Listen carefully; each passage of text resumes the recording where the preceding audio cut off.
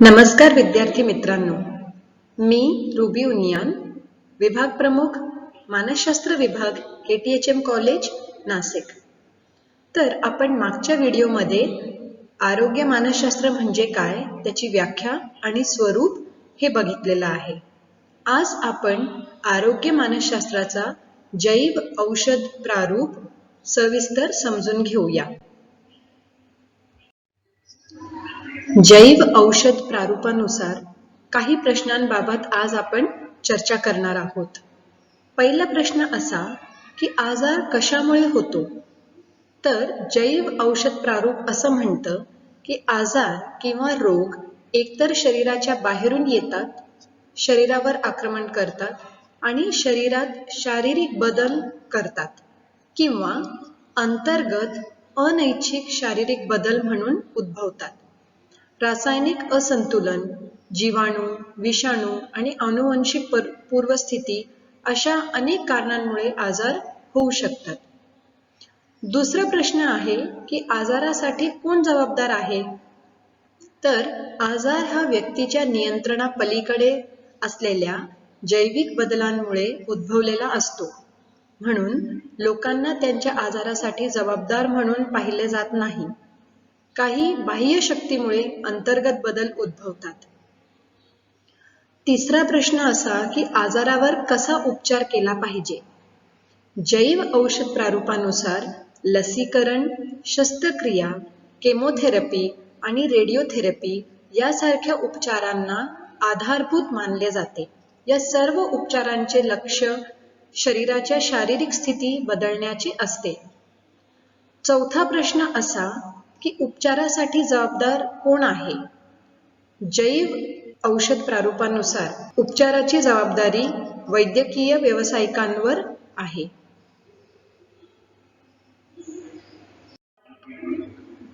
पाचवा प्रश्न असा की आरोग्य आणि आजारपणात काय संबंध आहे? तर जैव औषध प्रारूपानुसार आरोग्य आणि आजार गुणात्मकरित्या स्पष्ट पाहिले जातात। आपण एकतर निरोगी आहात किंवा आजारी आहात। निरोगीपणा आणि आजारीपणा ही सलग श्रेणी नाही, त्या दोन स्थिती आहेत, त्यांच्यामध्ये सलगता नाही। सहावा प्रश्न असा की मन आणि शरीर यांच्यात काय संबंध आहे? जैव औषध प्रारूपानुसार मन आणि शरीर स्वतंत्रपणे काय करतात? जैव औषध प्रारूप हे मनाच्या शरीराच्या विभाजनाच्या पारंपरिक द्वैतवादी प्रारूपाची तुलना करते। या दृष्टिकोनात मन भौतिक गोष्टींमध्ये असमर्थ आहे, पण मन आणि शरीर स्वतंत्र अस्तित्वात आहेत। मनाला अमूर्त भावना आणि विचारांशी संबंधित म्हणून पाहिले जाते आणि शरीराला त्वचा, स्नायू, हाडे, मेंदू आणि अवयव यासारख्या भौतिक वस्तूंच्या दृष्टीने पाहिले जाते। शारीरिक बाबतीत बदल मनाच्या अवस्थेत बदल करण्यापेक्षा स्वतंत्र मानले जातात। सातवा प्रश्न असा की आरोग्य आणि आजारपणात मानसशास्त्राची भूमिका काय आहे? तर पारंपरिक जैव औषध प्रारूपानुसार आजाराचे मानसिक परिणाम होऊ शकतात, परंतु मानसिक कारणे त्याला जबाबदार नसतात। उदाहरणार्थ, कर्करोगामुळे व्यक्ती दुःखी होऊ शकते, परंतु भावनिक स्थितीमुळे कर्करोग निर्माण झाला किंवा वाढला असे नाही। आपल्याला माहित आहे का आरोग्य मानसशास्त्र हे अगदी अलीकडचं मानसशास्त्र आहे। तर 20व्या शतकात अनेक बदल घडले आणि 20व्या शतकातलीच ही एक महत्त्वाची संकल्पना आहे। तर 20व्या शतकात जैविक औषध स्वरूपाच्या वापरातील गृहीतकांना आव्हाने निर्माण झाली। नवीन निर्माण झालेल्या मनोशारीरिक तंत्र म्हणजेच ज्याला आपण सायकोसोमॅटिक मेडिसिन, वर्तनात्मक आरोग्य म्हणजे बिहेवियरल हेल्थ, वर्तणुकीशी संबंधित औषधे बिहेवियरल मेडिसिन आणि सर्वात अलीकडील आरोग्य मानसशास्त्र म्हणजेच हेल्थ सायकोलॉजी यांचा समावेश आहे। वेगवेगळ्या क्षेत्रातील अभ्यासकांनी आरोग्यामध्ये मानसशास्त्रासाठी वाढते भूमिका तसेच मन आणि शरीर यांच्यातील संबंधाचे वर्णन केले। यातूनच आरोग्य मानसशास्त्राचे महत्त्व वाढले आणि जे प्रश्न जैविक औषध प्रारूपामध्ये निर्माण झाले त्या प्रश्नांना आरोग्य मानसशास्त्रानुसार समजून घेण्याचा प्रयत्न केला गेला. उदाहरणार्थ, आजार कशामुळे होतो? आरोग्य मानसशास्त्र असे सुचवते की मानवी कार्यप्रणाली आणि व्यवस्था एक जटिल स्वरूपाची असते, म्हणजेच ती एक कॉम्प्लेक्स सिस्टम आहे.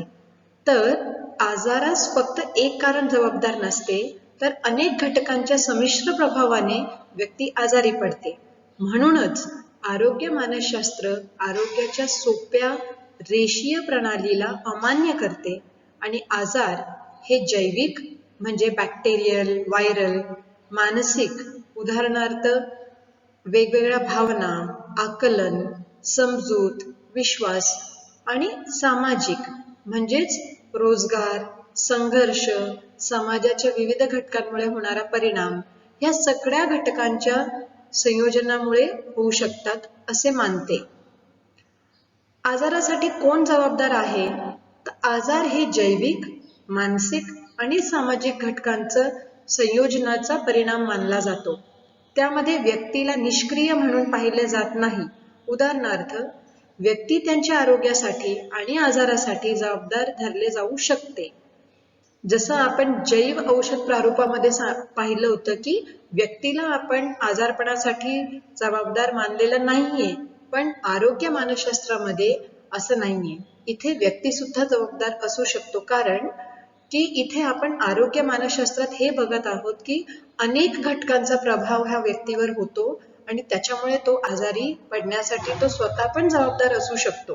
तिसरा प्रश्न आहे, आजारावर कसा विचार केला पाहिजे? तर आरोग्य मानसशास्त्रानुसार उपचार करताना शारीरिक आजारांवर लक्ष केंद्रित न करता संपूर्ण व्यक्तीचा विचार केला पाहिजे.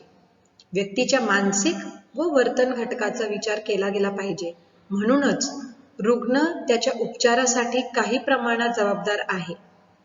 औषध घेण्याची जबाबदारी, विश्वास आणि वर्तन बदलण्याची जबाबदारी रुग्णावर असू शकते. व्यक्तीला निष्क्रिय म्हणून पाहिले जात नाही. जसं काय जैव औषध प्रारूपामध्ये व्यक्तीला तो निष्क्रिय आहे किंवा त्याला एक वेगळं घटक म्हणून पाहिलं जात होतं आणि भावनिक किंवा मानसिक गोष्टींना वेगळं म्हणून समजलं जात होतं. चौथा महत्त्वाचा प्रश्न आहे की आरोग्य आणि आजारपणात काय संबंध आहे? आरोग्य आणि आजार यात गुणात्मकरित्या भिन्नता नसून ते एका सातत्यकावर असतात. व्यक्ती पूर्ण निरोगी किंवा आजारी राहण्याऐवजी निरोगीपणापासून आजारपणा आणि आजारपणापासून निरोगीपणा यामध्ये असतो. म्हणजे ज्याला आपण म्हणतो की तुटक फक्त दोन बिंदू नाहीये, तर हे एक कंटिन्युअम की ज्याला आपण म्हणतो की तो एक सातत्य आहे. तर तो पूर्णपणे निरोगी किंवा तो पूर्णपणे आजारी असं नसून तो एक कंटिन्युअमवर असू शकतो. मन आणि शरीर यामध्ये काय संबंध आहे? तर 20व्या शतकात मन आणि शरीर यांच्यातील परस्पर संबंधावर लक्ष केंद्रित केले गेले.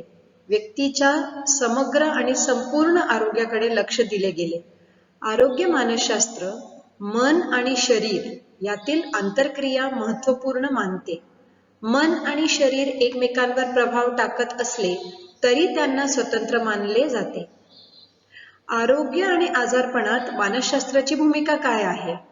तर आरोग्य मानसशास्त्रात मानसशास्त्रीय संघटना मानसशास्त्रीय घटकांचा आजाराचे संभाव्य परिणाम म्हणूनच नव्हे, तर आजाराच्या निर्मितीमध्ये योगदान म्हणून देखील मानतात.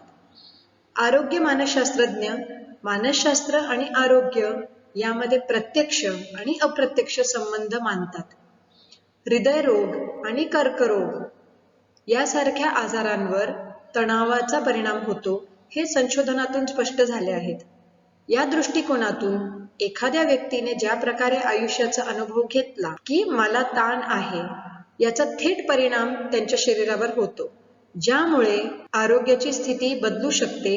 तर एखाद्या व्यक्तीच्या मानसिकतेचा, विचारांचा आरोग्यावर परिणाम होऊ शकतो. उदाहरणार्थ, एखाद्या व्यक्तीने जर असा विचार केला की मला तणाव आहे असे मांडले व त्यातून मला सिगरेट पाहिजे अशी ओढ वाटणे, तर ह्याच्यामुळे त्याच्या आरोग्यावर परिणाम हे होणं साहजिकच आहे. तर आपण आता जैव औषध प्रारूप बघितलं आणि त्याचसोबत 20व्या शतकात आरोग्य मानसशास्त्रात कसा समावेश झाला आणि पुढे नवीन नवीन संकल्पना कशा येत गेले ते पाहिलं आहे. आता आरोग्य मानसशास्त्रातील काही महत्त्वपूर्ण संकल्पना आपण बघूया. त्यात पहिला आहे आरोग्याविषयी आकलन किंवा ज्ञान, ज्याला आपण म्हणतो हेल्थ कॉग्निशन. यात व्यक्तीच्या मानसिक प्रक्रियांचा समावेश होतो. व्यक्ती आरोग्याविषयी माहिती कशी मिळवते, कशी साठवते आणि तिचा वापर कसा करते, यासाठी उपयोगात येणाऱ्या मानसिक प्रक्रिया उपयुक्त ठरतात. म्हणजेच ज्याला आपण म्हणतो की remembering, problem solving, decision making, information processing हे सगळे त्याच्यात महत्त्वाचे आहेत. आता आपण आरोग्य मानसशास्त्राची काही विस्तृत क्षेत्रे बघूया. पहिलं, आरोग्य, आजार आणि बिघडलेले कार्य यांची कारणे आणि सहसंबंध शोधणे, म्हणजेच वर्तनात्मक, मानसिक आणि सामाजिक. त्यानंतर एक महत्त्वाचं क्षेत्र म्हणजे आजार प्रतिबंध आणि उपचार, ज्याला आपण म्हणतो की prevention and treatment of any illness. आरोग्य प्रचार, भविष्यवाणी, पालन आणि देखभाल. त्याच्यानंतर आहे आरोग्य सेवा आणि आरोग्य धोरणे. तर हे सगळे क्षेत्र जे आहे ते आरोग्य मानसशास्त्रामध्ये समाविष्ट होते. यानंतर आपण आरोग्य मानसशास्त्राची काही ध्येये किंवा उद्दिष्ट बघूया, ज्याला आपण एम्स ऑफ हेल्थ सायकॉलॉजी असं म्हणतो. तर आरोग्य मानसशास्त्राचा उद्देश म्हणजे सिद्धांत समजणे, स्पष्टीकरण करणे, विकास करणे आणि पडताळणी करणे. आजाराच्या निर्मितीमागील वर्तनाच्या भूमिकेचे मूल्यांकन करणे, म्हणजेच evaluating the role of behaviour in the aetiology of the illness. आजार निर्मितीस व्यक्तीचे वर्तन किती जबाबदार असते हे शोधणे. उदाहरणार्थ, कोरोनरी हृदयरोगात धूम्रपान, अन्नाचे सेवन, व्यायामाचा अभाव यासारख्या वर्तनाचा संबंध दिसून येतो. बरेच कर्करोग हे आहार, धूम्रपान, मद्यपान आणि आरोग्य तपासणीचा अभाव यासारख्या वर्तनाशी संबंधित आहे. अपघातांमुळे मृत्यूचे प्रमाण वाढले आहेत, पण बरेच अपघात हे अल्कोहोलचे सेवन, ड्रग्ज आणि बेजबाबदार वाहन चालविणे या घटकांशी संबंधित असू शकतात. दुसरं, आरोग्यास अपायकारक वर्तनाविषयी भाकीत करणे, म्हणजेच प्रेडिक्टिंग अनहेल्दी बिहेवियर. आरोग्याविषयी व आजाराविषयी असणाऱ्या कल्पना, समजुती यावरून भाकीत करता येते. उदाहरणार्थ, धूम्रपानाने फुफ्फुसे खराब होणे, मद्यपानाने मूत्रपिंड, यकृत, लिव्हर खराब होणे. आरोग्य मानसशास्त्र आणि शरीरशास्त्र यातील आंतरक्रियाचे मूल्यांकन करणे, म्हणजेच evaluating the interaction between psychology and physiology. म्हणजेच की आपलं शरीर आणि मन हे दोघं घटक एकमेकांशी कसे जुळलेले आहे आणि मन आणि शरीराचा एकमेकांवर काय परिणाम होतो आणि ते आजाराशी कसे निगडीत आहेत याचा इथे अभ्यास होतो. उदाहरणार्थ, तणाव शारीरिक बदल घडून आणू शकते, ज्यामुळे आजार वाढू शकतात. वेदना, संवेदना चिंतेने वाढते. याच्यातलाच दुसरा भाग आहे आजारपणाच्या अनुभवात मानसशास्त्राची भूमिका समजून घेणे, म्हणजेच understanding the role of psychology in the experience of illness. व्यक्तीचे मनोबल, सकारात्मक विचार, दृष्टिकोन यांचा परिणाम व्यक्तीच्या दुःख वेदनांवर तसेच उपचाराला प्रतिसाद देण्याच्या प्रक्रियेवर होतो. उदाहरणार्थ, आजाराचे मानसिक परिणाम समजून घेतल्यास वेदना, मळमळ आणि उलट्यांचा त्रास दूर होण्यास मदत होते. आजारांचे मानसिक परिणाम समजून घेतल्यास चिंता आणि नैराश्य यासारख्या मानसिक लक्षणाकडून दूर राहण्यास मदत होते. तिसरं आहे आजाराच्या उपचारांमध्ये मानसशास्त्राच्या भूमिकेचे मूल्यांकन करणे, म्हणजेच evaluating the role of psychology in the treatment of illness. व्यक्तीची विचारसरणी, समजुती, विश्वास, श्रद्धा यांचा संबंध रुग्णाच्या बरे होण्याशी दिसून येतो. म्हणूनच अमुक डॉक्टरांकडे गेलं की मला फरक पडतो किंवा दुसऱ्या डॉक्टरांकडे गेलं तर मला फरकच पडत नाही. ह्या ज्या समजुती आहेत त्याच्यावर त्यांची मानसिकतेचा परिणाम झालेला आपल्याला दिसून येतो. आजारांच्या निर्मितीत जर मानसिक घटक महत्त्वाचे असतील तर व्यक्तीच्या उपचारामध्ये देखील त्याची भूमिका असू शकते. बदलते वर्तन आणि तणाव कमी केल्याने भविष्यातील हृदयविकारांचा धोका हा कमी होऊ शकतो. तिसरा जो उद्दिष्ट आहे आरोग्य मानसशास्त्राचा अजून एक उद्देश म्हणजे व्यावहारिक उपयोजन करणे. याची अंमलबजावणी याद्वारे केली जाऊ शकते. त्यात निरोगी वर्तनास प्रोत्साहन देणे, उदाहरणार्थ आजारपणातील वर्तन समजून घेतल्यास अस्वास्थ्य निर्माण करणाऱ्या वर्तनाला लक्ष्य केले जाऊ शकते. दुसरं, आजार रोखणे, उदाहरणार्थ ताण तणाव कमी केल्यास हृदयविकाराचा धोका कमी होऊ शकतो. आजारपणाच्या वेळी वर्तणुकीशी संबंधित हस्तक्षेप म्हणजेच हृदयविकाराच्या झटक्या आल्यानंतर धूम्रपान थांबवणे पुढील आजारास प्रतिबंध करते.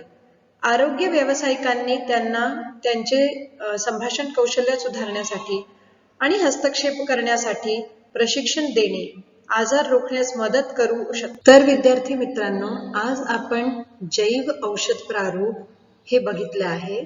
त्याचे काही वैशिष्ट्य आणि त्याच्याशी निगडित प्रश्न पाहिले.